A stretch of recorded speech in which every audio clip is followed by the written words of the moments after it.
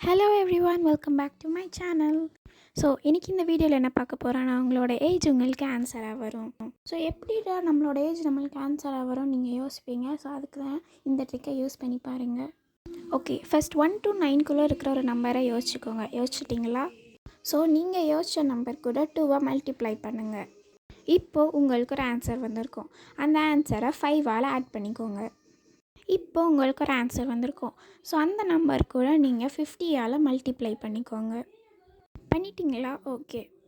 இப்போது இந்த 2022 இயரில் உங்களுக்கு பர்த்டே வந்துச்சுன்னா 1772 உங்களுக்கு வந்த ஆன்சர் கூட ஆட் பண்ணுங்கள். அப்படி வரலன்னா உங்களுக்கு வந்த ஆன்சர் கூட 1771 ஆட் பண்ணுங்கள்.